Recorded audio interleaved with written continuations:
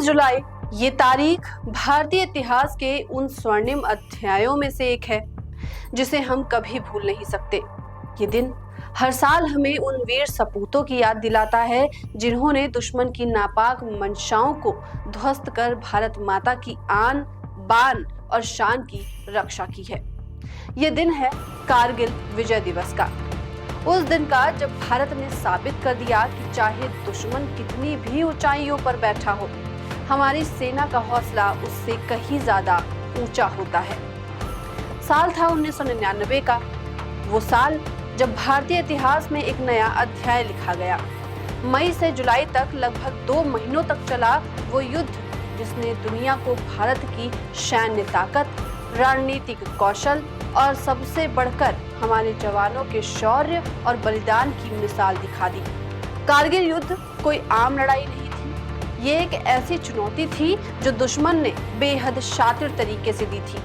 पाकिस्तान की सेना और उसके प्रशिक्षित आतंकवादियों ने गर्मियों में शुरुआत की, जब ऊंचे पर्वतीय इलाकों में बर्फ पिघलने लगती है और गश्त की रफ्तार धीमी हो जाती है।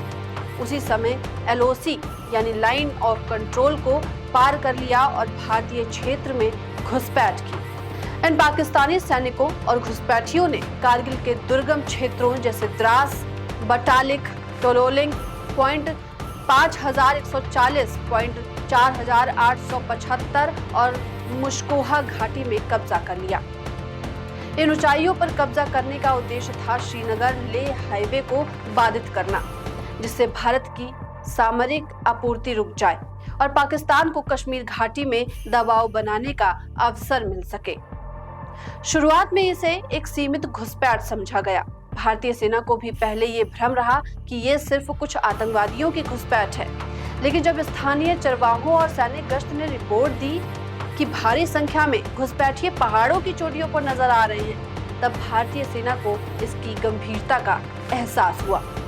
इसके बाद शुरू हुआ एक ऐसा अभियान जिसने भारत की सैन्य शक्ति को एक बार फिर साबित कर दिया, ऑपरेशन विजय।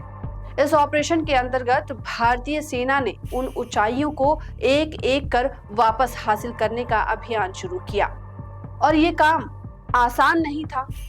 दुश्मन ऊंचाइयों पर था और भारतीय सैनिक को नीचे से चढ़ाई करनी थी। ऊपर से दुश्मनों की गोलीबारी, बर्फीला मौसम, पत्थर से ढकी दुर्गम पहाड़ियां, इन सब के बीच भारतीय जवानों ने मोर्चा संभाल लिया। भारतीय वायुसेना ने भी संघर्ष में अहम भूमिका निभाई। उन्होंने ऑपरेशन सफेद सागर के तहत दुश्मन के ठिकानों पर सटीक बमबारी की ताकि सेना को ऊपर चढ़ाई में मदद मिल सके। मिराज 2000 जैसे उन्नत विमानों ने पाकिस्तानी बंकरों को तबाह किया और भारत की तकनीकी शक्ति का भी परिचय दिया। इस युद्ध में भारत को भारी क्षति भी उठानी पड़ी। 527 से अधिक भारतीय सैनिक शहीद हुए और 1300 से अधिक घायल हुए, लेकिन हर शहादत ने भारत की विजय को और भी गौरवमयी बना दिया। कारगिल युद्ध सिर्फ एक सैन्य विजय नहीं थी, ये भारत की अस्मिता, संप्रभुता और आत्मसम्मान की जीत थी। इस युद्ध में कई वीर जवानों ने अपने शौर्य से देश को गौरवान्वित किया। कैप्टन विक्रम बत्रा, जिनका कोड नेम था शेर शाह, उन्होंने पॉइंट 5140 और फिर पॉइंट 4875 पर दुश्मनों को धूल चटाई। उनकी वीरता के किस्से आज भी सेना के प्रशिक्षण में सुनाए जाते हैं। उनका ये प्रसिद्ध नारा, ये दिल मांगे मोर, आज भी देशभक्ति का प्रतीक बन चुका है। इसी तरह लेफ्टिनेंट मनोज कुमार पांडे ने अपनी जान की परवाह किए बिना दुश्मन के बंकरों पर हमला बोला और शहीद हो गए। उन्होंने कहा था, अगर मैं जिंदा लौटा तो तिरंगा लहरा कर आऊंगा और अगर शहीद हुआ तो तिरंगे में लिपट कर आऊंगा। उनका ये वाक्य आज भी हर भारतीय के रगों में जोश भर देता है। ग्रेनेडियर योगेंद्र सिंह यादव, जिन्होंने मात्र 19 वर्ष की आयु में अपने घायल शरीर से गोलियों की बौछार में पहाड़ी चढ़कर अपने साथियों के लिए रास्ता साफ किया था, उन्हें भी भारत रत्न जैसा सम्मान माना जाता है। उन्हें देश का सबसे बड़ा वीरता पुरस्कार परमवीर चक्र प्रदान किया गया। कारगिल की लड़ाई, उसमें कोई एक कहानी नहीं है। हर जवान की एक अलग गाथा है, एक अलग संघर्ष है।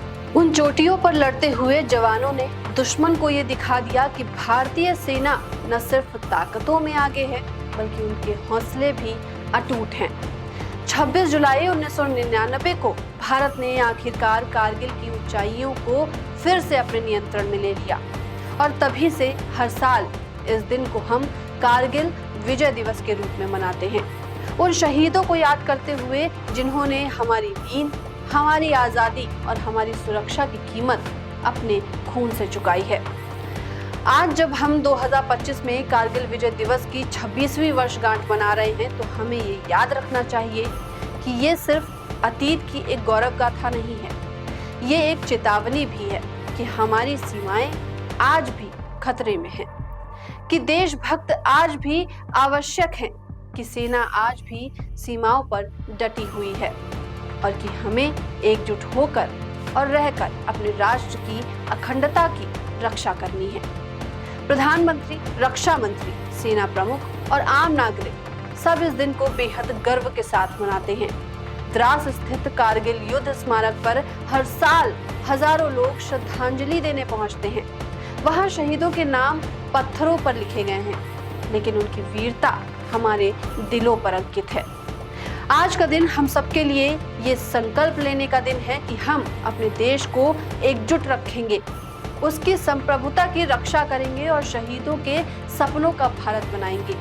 हमारा राष्ट्र आज भी अपनी सीमाओं पर तैनात उन जवानों की वजह से सुरक्षित है जो परिवार से दूर पर्वतों की ऊंचाइयों पर बर्फीले तूफानों के बीच दिन रात हमारी रक्षा कर रहे हैं। तो आइए इस कारगिल विजय दिवस पर हम सिर्फ मोमबत्ती जलाकर या सोशल मीडिया पोस्ट करके अपनी श्रद्धांजलि ना दें, बल्कि अपने मन में ये संकल्प लें कि हम देश के लिए एक बेहतर नागरिक बनेंगे, समाज में एकता लाएंगे और हर प्रकार की नफरत और विभाजन से ऊपर उठकर भारत को मजबूत बनाएंगे।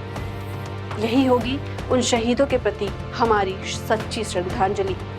जय हिंद, जय भारत। कारगिल के अमर वीरों को नमन।